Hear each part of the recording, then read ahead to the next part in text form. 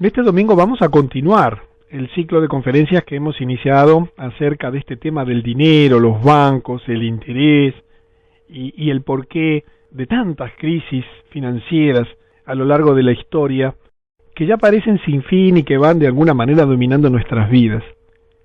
Y vamos a reflexionar sobre esta afirmación de la Enciclopedia Británica en la 14ª edición. Dice que los bancos crean crédito. Es un error creer que el crédito de los bancos es generado en parte por los depósitos dentro de los bancos, del dinero que tienen. Un préstamo hecho por un banco es una adición clara a la cantidad de dinero en la comunidad. No sé si has reflexionado alguna vez sobre esto.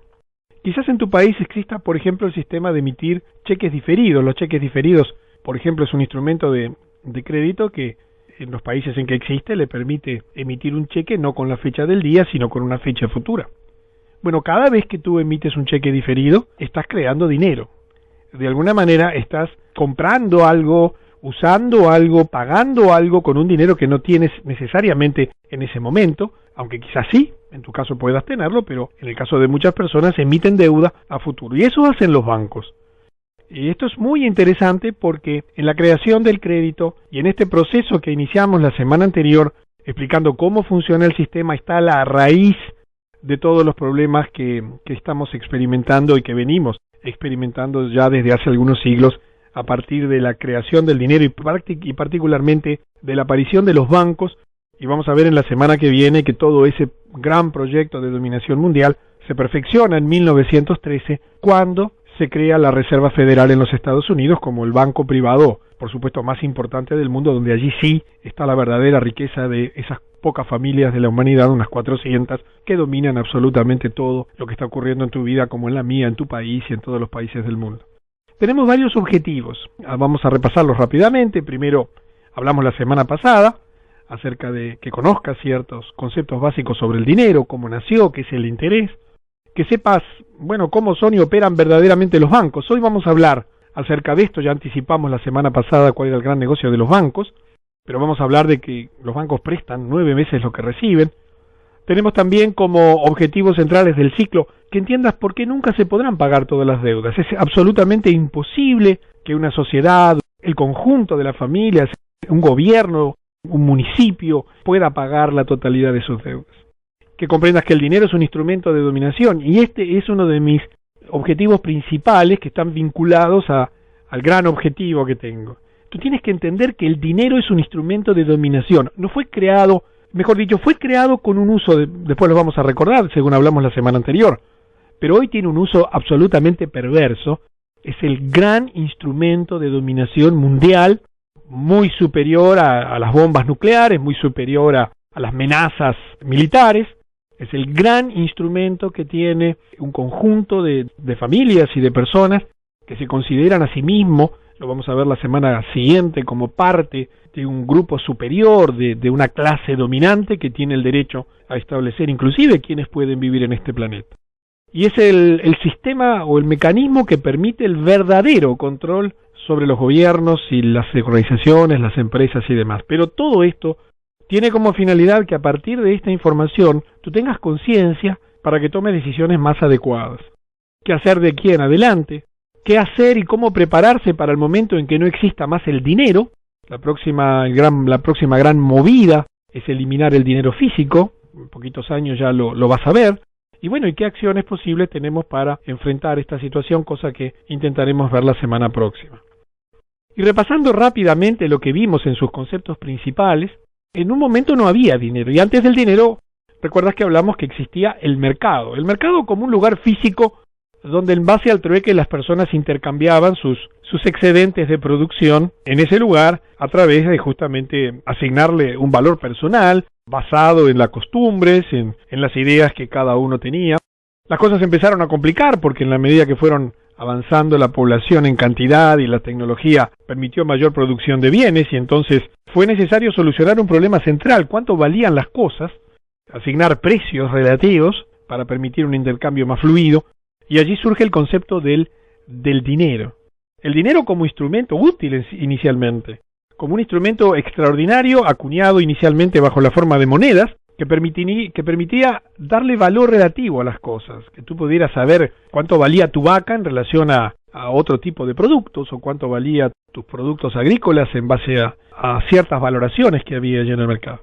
Esa instrumentación fue inicialmente con monedas de oro, y naturalmente, ¿quiénes manejaban el oro? Y los orfebres eran los que tenían la capacidad de hacer acuñaciones de esa moneda, y allí nace el dinero. Inicialmente como un instrumento de fijación de precios, de asignar un valor relativo para intercambio de productos, pero la perversidad del sistema hizo que quienes comenzaran a descubrir en él una potencialidad absolutamente extraordinaria.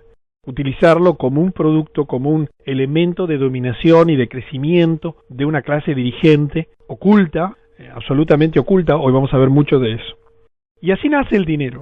En el cuento que estamos haciendo de cómo nació el dinero, a través de un personaje, un orfebre, que le hemos puesto como nombre Fabián, él fue capaz de proponer un sistema que consistía en acuñar 100 monedas, distribuirlas entre los integrantes de su comunidad en base a la capacidad de repago, de devolución que tenía.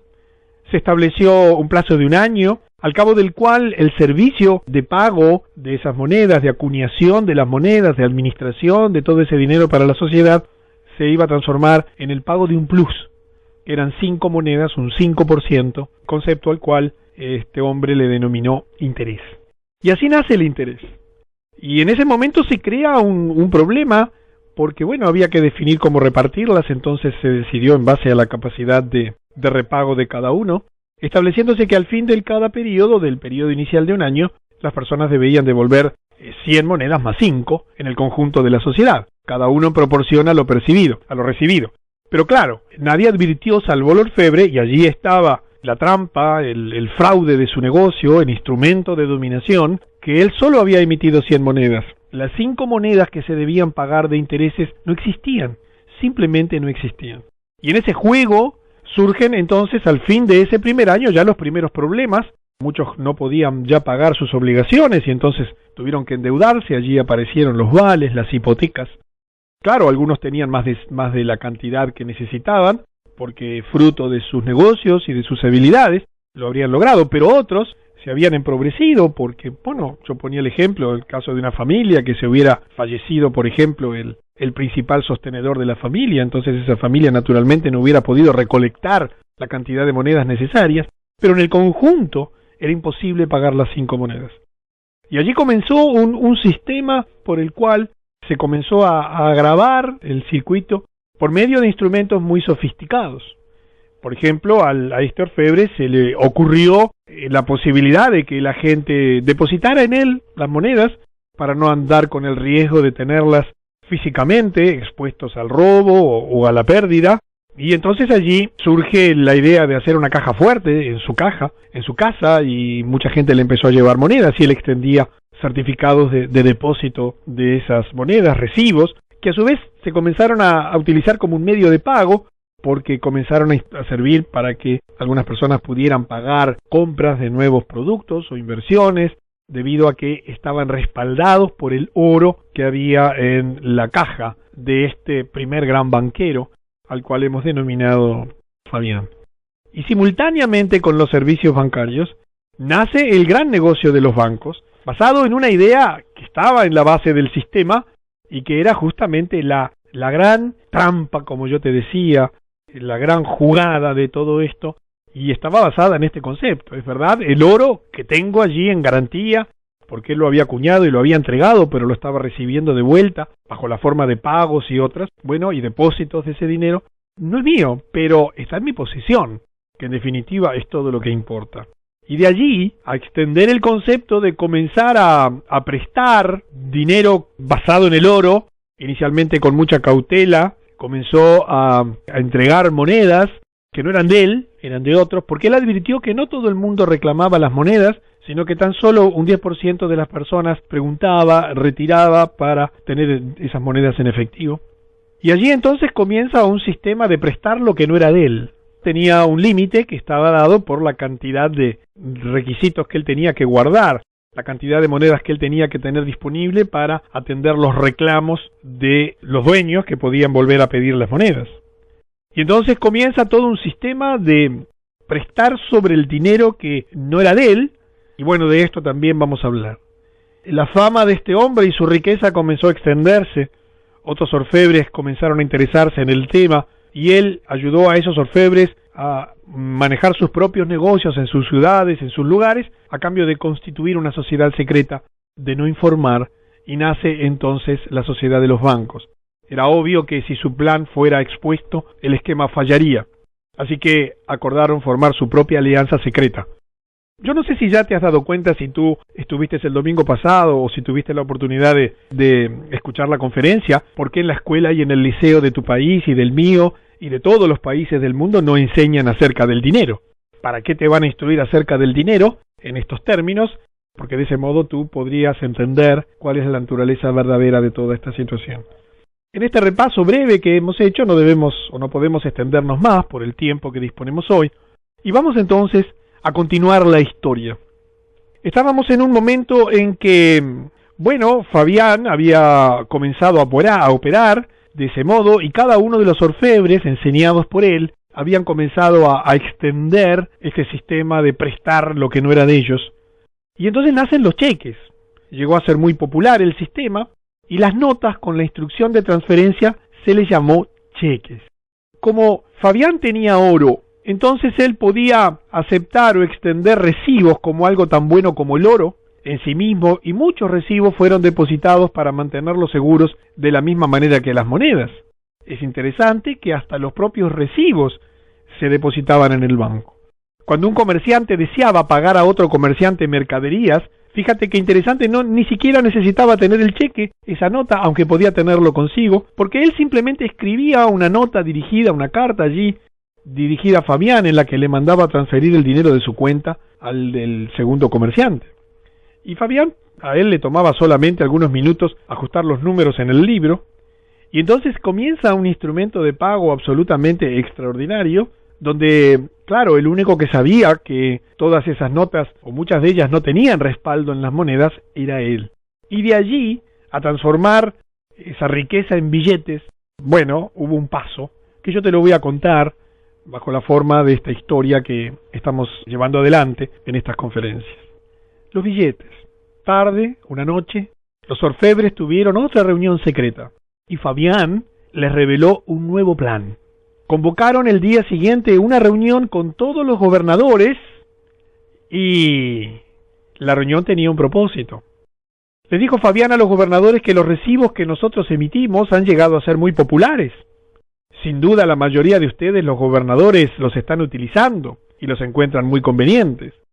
Te recuerdo que hasta ese entonces el gobierno era representado por algunas de las personas del propio pueblo, eran además elegidos con una finalidad muy especial: ajustar que no hubieran abuso de derechos entre las personas. Por supuesto que no había servicios públicos como hoy los consideramos, no tenían deudas, no tenían grandes edificios en ese momento porque su función era muy limitada.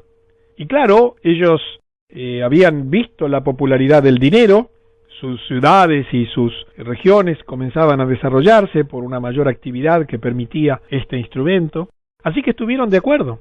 Estaban de acuerdo, pero no entendían muy bien cuál era el problema que le estaba planteando Fabián. Entonces dijo, bueno, algunos recibos están siendo copiados por falsificadores. Esta práctica se debe parar. Y allí fue la excusa perfecta para el planteo siguiente que dio nacimiento a los billetes. Los gobernadores se alarmaron. ¿Qué podemos hacer?, preguntaron, para evitar la falsificación. Fabián contestó, mi sugerencia es, primero que todo, hagamos que sea el trabajo del gobierno el imprimir nuestras notas en un papel especial, con diseños muy intrincados, y entonces cada nota se firmará por el principal gobernador. Las notas las llamaremos billetes. Interesante proyecto, ¿verdad? Los orfebres estaremos felices de pagar los costos de la impresión. Fíjase qué linda propuesta. Ni siquiera los gobiernos tenían que pagar la imprenta. Pues nos ahorrará mucho tiempo, mucho del tiempo que pasamos escribiendo nuestros recibos. Y con algo tan sencillo podemos ejemplificar cómo los billetes comenzaron a circular. La idea, por supuesto, sonaba bien, y sin pensarlo mucho comenzó la impresión, allí en billetes flamantes, nuevos, con dibujos muy atractivos. Cada billete tenía un valor impreso de 1, 2, de 5, de 10, etcétera. Y bueno, los orfebres se encargaban naturalmente de los pagos. Fíjate que habían detalles interesantes. Los billetes eran mucho más fáciles de transportar, y rápidamente fueron aceptados por la gente. A pesar de la popularidad, se comenzó a notar que eran usados solamente para el 10% de las transacciones. Los registros mostraban que el sistema de cheque, de esas notas, era usado por el 90% de todos los negocios. Claro, razones de seguridad, posibilidades de extravío, hacían que se comenzara a utilizar como modo de pago, de trabajo, la instrumentación de valores que no eran los billetes. Así que dijo Fabián y completó el proyecto, aclarando que, en segundo lugar, hay algunas personas que han hecho excavaciones y están haciendo sus propias monedas de oro. Había que cerrar el círculo, primero estableciendo billetes que sustituyeran las notas con aprobación y marca del gobierno. Sugiero que emitan una ley para que cualquier persona que encuentre pepitas de oro deba entregarlas. Por supuesto, será pagado con billetes y monedas. Y de ese modo comenzaron a apretar el círculo para hacer de su actividad oculta, porque ya ni siquiera emitían, sino que el gobierno lo hacía, pasando la responsabilidad de la emisión del gobierno, del dinero en apariencia al gobierno, pero ellos mantenían la imprenta. Y recuerda este detalle, porque cuando lleguemos las semanas que viene a la Reserva Federal, este es un detalle central. Como yo te decía, los billetes eran mucho más fáciles de transportar, rápidamente fueron aceptados por la gente y se notó que a pesar de la popularidad, en realidad para las transacciones, del total de transacciones solo el 10% se hacía con billetes, porque el resto en realidad se utilizaban esas notas, los cheques y los instrumentos de pago que se iban creando. Y así la economía crece. Imagínate, como te decíamos en la semana anterior, el dinero era maravilloso, generador de riqueza, generador de posibilidades para la gente. Algunos comenzaron a tener excedentes de dinero o habían comenzado a ahorrar porque eran más hábiles que otros en el desarrollo de negocios o porque, decidían vender o por lo que fuera. Y comenzó una nueva etapa del plan, el comenzar a captar los depósitos de los ahorristas. Mira que aquí la perfección del sistema instrumentado fue llevándose con el tiempo. Esto llevó décadas, llevó siglos. Imagínate que es un proceso progresivo en el tiempo. Es necesario que cada etapa del plan sea instrumentada como consecuencia de una necesidad de la sociedad. Debe urdirse muy bien para que los ciudadanos no sospechasen. Era necesario manejar con mucha habilidad las sociedades secretas, mantenerse en las sombras, hacer aparecer como responsables de lo que ocurría, porque siempre estaban los gobernantes en el medio de las decisiones. Por lo tanto, esto fue un proceso que ha ido llevando siglos, y ya estamos en el final, ahora en este siglo XXI, en este proceso de dominación mundial, y vas a ver instrumentarse en los próximos 4 años cosas absolutamente asombrosas que ni siquiera puedes imaginar. Y aparece entonces esta clase, la de los ahorristas. Hasta ahora la gente le estaba pagando a Fabián por guardar su dinero, y para traer más dinero a la caja fuerte, Fabián se ofreció a pagar a los depositantes un 3% de interés sobre los depósitos. Imagínate la revolución en una sociedad donde nadie cobraba por tener dinero. Hasta ese momento, la gente en sus estructuras mentales, afectivas, en su cultura, ellos cobraban por producir lechugas, por producir una vaca, por dar un servicio real, pero no se asociaba. Nadie podía imaginar que también el valor que representaban esos bienes y esos servicios pudiese generar a su vez interés. Imagínate el atractivo que representó esta oferta fantástica de ser más ricos aún sin necesidad de trabajar, porque el dinero estaba allí disponible, ni siquiera lo necesitaban, podían trabajarlos con los cheques, así que comenzó a recibir Fabián mucho dinero, pagando un 3% de interés. La mayoría de la gente creía que él estaba prestando ese dinero a los deudores al 5% y su ganancia era el 2% de diferencia. Quizás es lo que tú creas cuando miras un banco allí en tu país y entras al banco. Generalmente en todos los países hay allí una cartelera, un tablón de anuncios donde se anuncian las tasas que el banco paga. Aquí en Uruguay es por ley, los bancos los deben informar a todos los visitantes y deben publicarlo inclusive. cuánto es que pagan por interés, a 30 días, a 60. Todo se fue sofisticando, en aquel momento inicial era un año. Y también los bancos deben publicar cuánto cobran, las tasas promedios. Y quizás tú creas que el banco cobra una diferencia y ese es su negocio, y que esa diferencia en el caso de Fabián, como creían también sus conciudadanos, era un 2%. Además, la gente no le preguntó mucho, ya que obtener el 3% era mucho mejor que estar pagando para depositar el dinero en lugar seguro. Pero detrás de esto había mucho más. Obviamente que Fabián, con su avaricia ya desarrollada a lo largo de los años y de las décadas y de los siglos, no iba a limitarse a esto. Porque el banco en realidad presta 9 veces lo que recibe. Sí, 9 veces. Fíjate que la cantidad de ahorros creció y con el dinero adicional en las bóvedas, Fabián podía prestar 200, 300, 400, hasta 900 por cada 100 en billetes y monedas que mantenían en depósito. Pero él debía ser cuidadoso. Recuerda que él no debía exceder ese factor de 9 a 1, ya que una persona de cada 10 le requería retirar el depósito para usar su dinero. Si no había suficiente dinero disponible cuando alguien se lo requería, la gente hubiera comenzado a sospechar, ya que las libretas de depósito mostraban exactamente cuánto había depositado. Qué interesante esto, ¿verdad? Porque todo el sistema comienza a basarse, y ya te vas dando cuenta, en un concepto de confianza, credibilidad. Por eso te he puesto aquí este billete, con la nariz de Pinocho, porque el sistema era en sí mismo absolutamente falso y fraudulento desde su inicio. Y acá vamos a hablar entonces del famoso spread. ¿Qué es el spread? Esto, la diferencia entre lo que el banco paga y lo que el banco cobra. Pero ¿cuánto ganan los bancos en realidad? Aquí voy a tener que hacer un poco de números, te voy a pedir que me disculpes. He tratado de reducir al mínimo los conceptos, se requieren números. Más allá de esto, sobre los 900 que él había prestado y estaba prestando, guardaba 100, ¿recuerdas? En asientos contables, escribiendo cheques él mismo, él podía demandar hasta 45 pesos de interés. O sea, él recibía 100 y prestaba 900.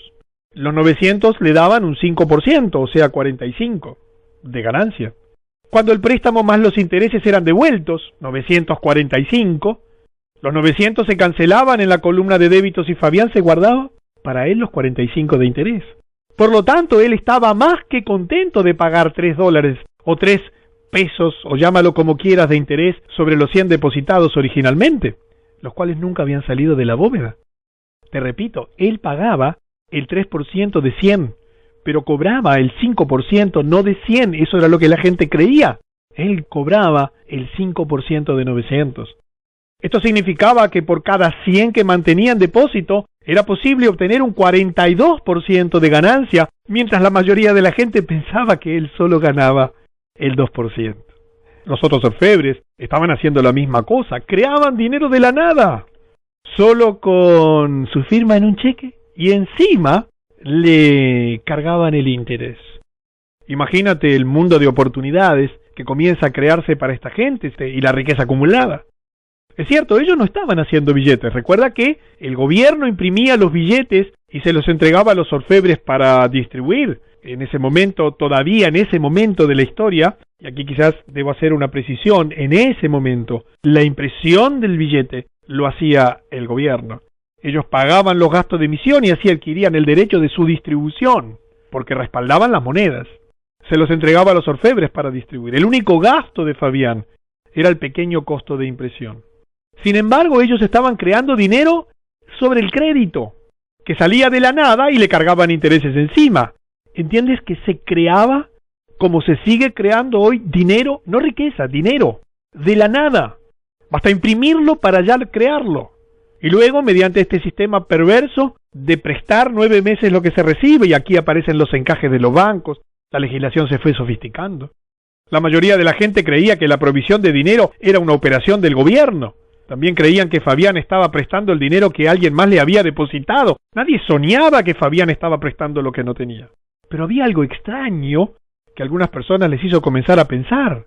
Ningún depósito decrecía cuando Fabián entregaba un préstamo. Si todos hubieran tratado de retirar sus depósitos al mismo tiempo, obviamente que el fraude hubiera sido descubierto. No había problema si alguien pedía un préstamo en monedas o billetes, Fabián simplemente le explicaba al gobierno que el incremento de la población y bla bla bla requería más billetes y los obtenía a cambio del pequeño costo de impresión. Recuerda la autoridad, el poder que esta gente comenzaba a acumular, su prestigio, su riqueza, y allí llegamos a un punto clave en la historia de este proyecto. Hay que ocultar el fraude. Y así nace la economía financiera y la credibilidad. ¿Te suena esta palabra en los tiempos modernos? ¿Te suena que el sistema hoy, todo el mundo dice que lo que le falta es credibilidad? Claro, este sistema que es falso necesita credibilidad. ¿Qué necesita? Que la gente crea, pero para ello hay que ocultar el fraude. Y además la perversión hizo precisar el sistema creando la economía financiera. El fraude, comencemos por él. Un día un hombre que solía pensar mucho fue a ver a Fabián. Esta carga del interés está mal, le dijo. No puede ser, porque por cada 100 que usted presta, está pidiendo 105 en devolución. Pero los 5 extras no pueden ser pagados, nunca, ya que no existen. Imagínate si en aquel momento alguien se daba cuenta, imagínate hoy con la internet de por medio, donde ya fraudes y lo oculto ha salido a luz. Por eso las sociedades secretas están saliendo a luz. Por eso la cultura global, la globalización, es una amenaza, pero también es una oportunidad. Debes aprender a utilizarla. Y entonces, este hombre continuó y dijo, seguramente usted debería emitir 105. Esto es 100 para mí y 5 para que gaste usted. De esta manera habría 105 en circulación y la deuda puede ser pagada. ¿Entiendes la profundidad de este concepto? Quizás los números no sean tu fuerte, pero originalmente recuerda que se había emitido 100 y se cobraba 105. Eso condenaba a la sociedad en su conjunto que recibía los 100 a que nunca, bajo ninguna circunstancia, por definición, pudieran pagar algún día todas las deudas. La solución hubiera sido simple. Bastaba con que se hubieran emitido 105, que el interés fuera un valor real. Él decía, por ejemplo, muchos granjeros producen comida, muchos industriales producen bienes y así hacen todos los demás, pero usted solo produce dinero. Suponga que existimos solo 2 empresarios en todo el país y que nosotros empleamos al resto de la población, y aquí viene un cálculo matemático un poco complejo que prefiero dejártelo. Lo vas a encontrar en el ebook cuando lo recibas para que lo puedas razonar con detalle. Fabián escuchó en silencio. Tenía que haber una explicación, y aquí mira la brillantez de su planteo. Escuchó en silencio y finalmente con autoridad dijo: la economía financiera es un tema muy profundo, amigo. Toma años de estudio. Déjeme a mí preocuparme por estos asuntos y usted, preocúpese por los suyos. Y esta frase te va a sonar muy conocida. Seguramente tu ministro de Economía la debe decir muy frecuentemente. Usted debe volverse más eficiente. Incremente su producción. Baje sus gastos. Conviértase en un mejor empresario. Siempre estaré dispuesto a ayudarlo en esos asuntos. ¿Te suena familiar? Interesante, ¿verdad? Aquí aparece la economía financiera. Había que comenzar a redondear el fraude, mantenerlo oculto, hacer que fuera compartido por la sociedad de los orfebres, los verdaderos dueños, y hubo que redondearlo con un concepto que hoy está en el tapete: la credibilidad. El hombre se fue sin estar convencido. Este hombre es de aquellos que ha creado esta información que te estoy dando. Pertenece al mismo grupo de aquellos que han publicado libros que te van a asombrar y que encontrarás en la web, tendrás disponible el domingo próximo. Había algo mal con las operaciones de Fabián, y él sentía que su pregunta había sido contestada con evasividad. Pero claro, en aquel momento, imagínate, la posibilidad de comunicación, de información, era reducida. Sin embargo, la mayoría de la gente respetaba la palabra de Fabián. Él es experto. Los otros deben estar equivocados. Miren cómo se desarrolló el país, cómo se incrementó nuestra producción. Mejor dejemos que él maneje estos temas. Pasa lo mismo en tu sociedad. Aparecen los expertos en finanzas, aparece toda una categoría de personas que empieza a justificar lo injustificable. Y esto empieza a generar un problema central en la economía, que es la constante alza de precios.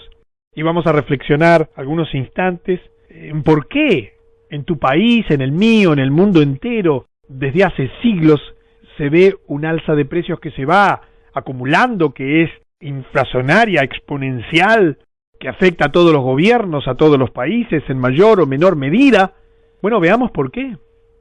Para pagar los intereses sobre los préstamos que habían pedido, los comerciantes tuvieron que elevar sus precios. Claro, si ese dinero no estaba en circulación, ¿de dónde lo iban a sacar?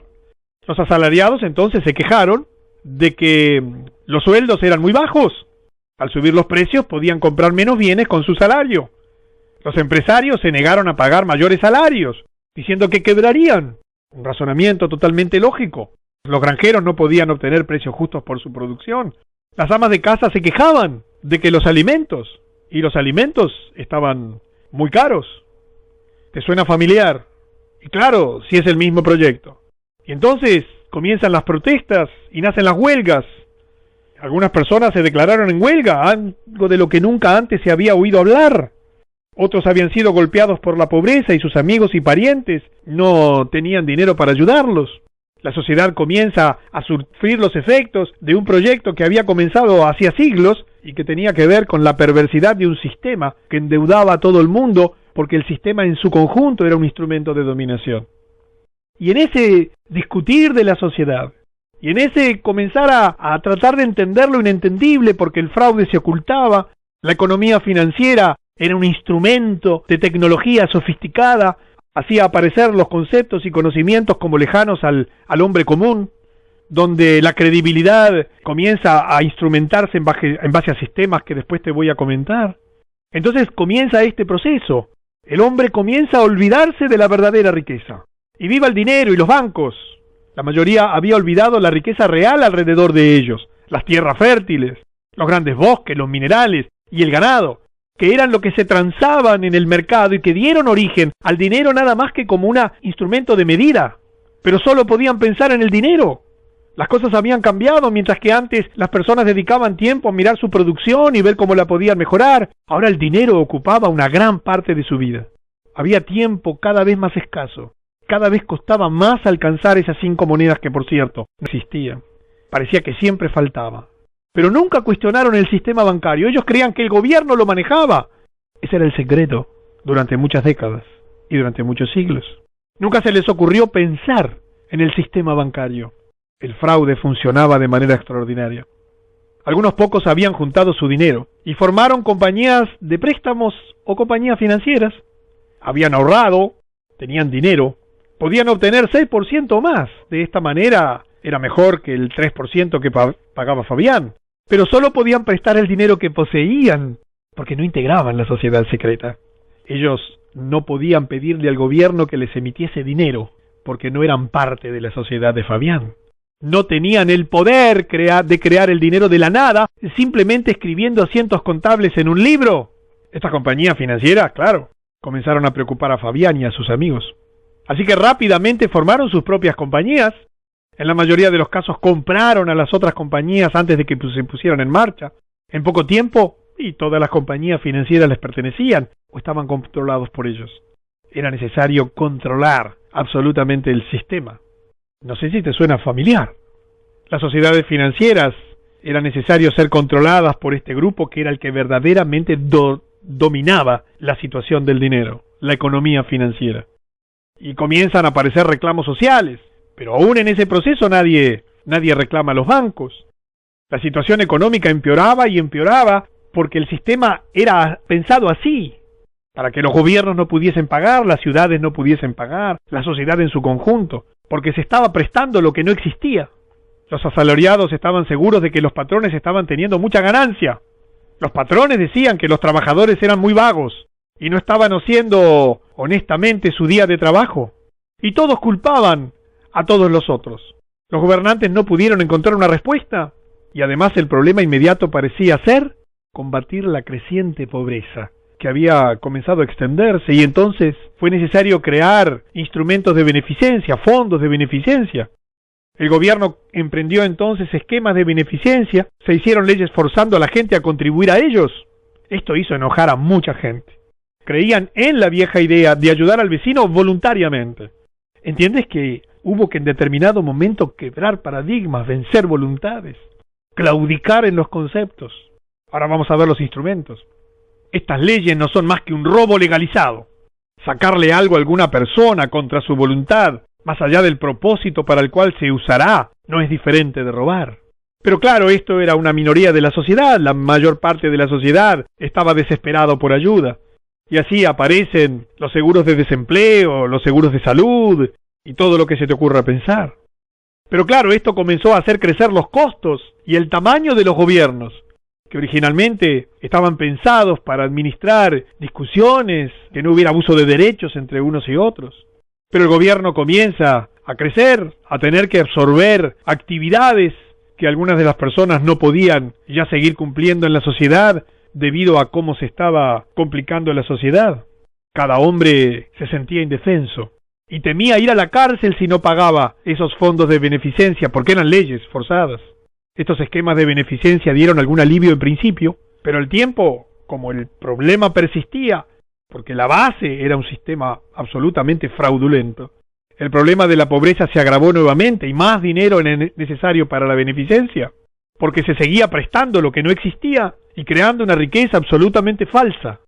El costo de los esquemas de beneficencia se elevó más y por supuesto, el tamaño del gobierno creció. Y creció a un punto en el que ya comenzaron a endeudarse.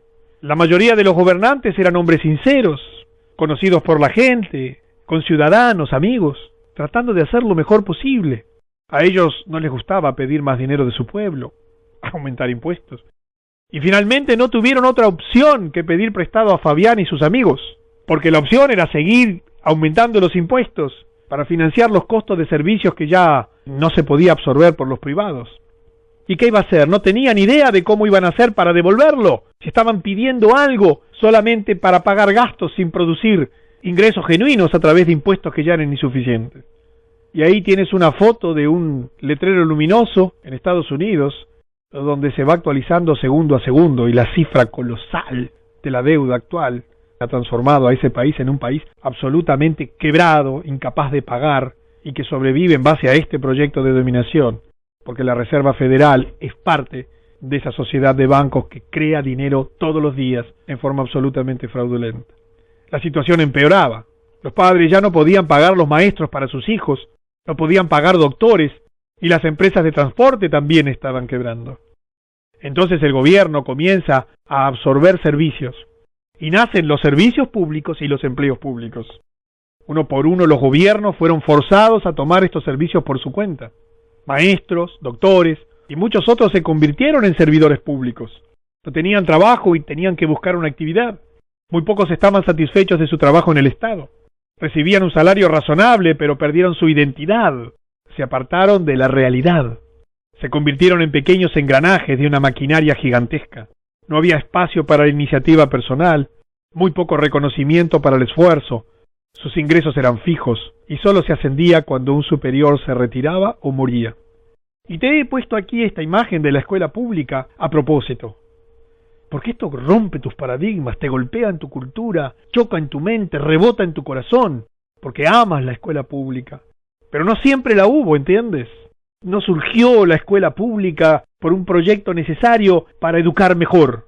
Y allí tenemos escuelas públicas en todos los países, muy desfinanciadas y de baja calidad, compitiendo con recursos escasos, con escuelas privadas a los que no accede la mayoría.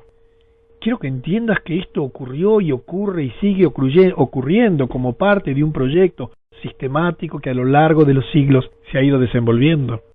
Desesperados, los gobernantes decidieron pedir el consejo de Fabián. Lo consideraban muy sabio y parecía saber cómo resolver asuntos de dinero. Claro que él lo sabía.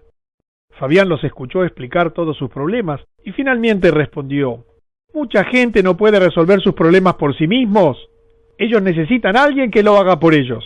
Seguramente ustedes estarán de acuerdo que la mayoría de la gente tiene el derecho a ser feliz y a ser provista con lo básico para vivir.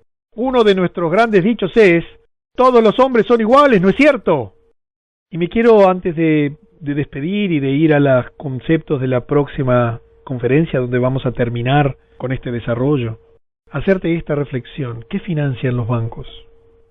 Debía ser el dinero de la gente para atender las necesidades de la gente. Decía este señor Denison Miller durante una entrevista en 1921, cuando le preguntaron a él si a través del Banco de la Commonwealth había financiado a Australia durante la Primera Guerra Mundial por 700 millones. Él contestó, ¿así fue? Y habría podido financiar al país por una suma similar y haber hecho que la guerra continúe.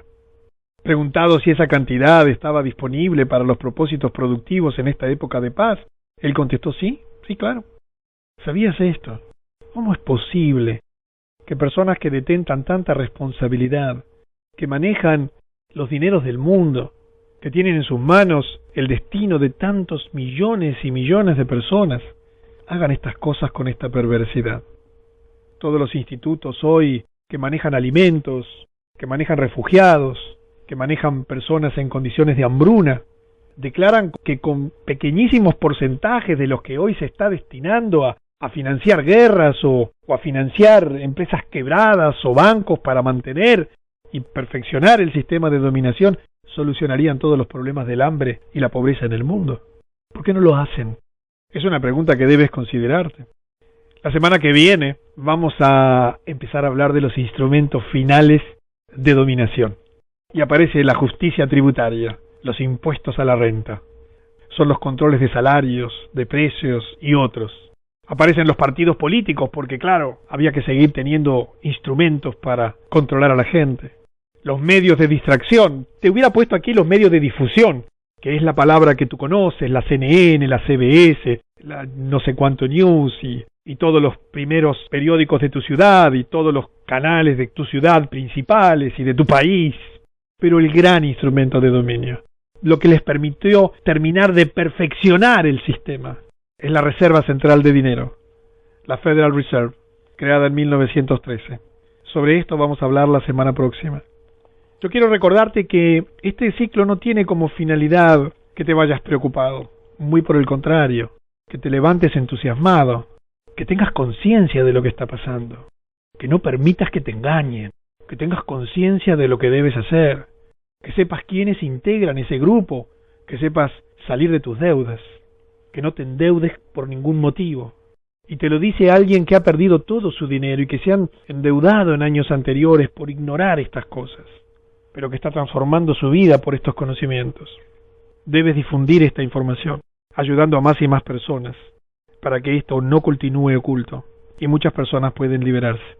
Doy gracias a Dios por tu presencia aquí. Pido que te bendiga. Me siento muy responsable de esta información. Es muy conocida por mucha gente, pero es absolutamente desconocida por la gran mayoría de la sociedad.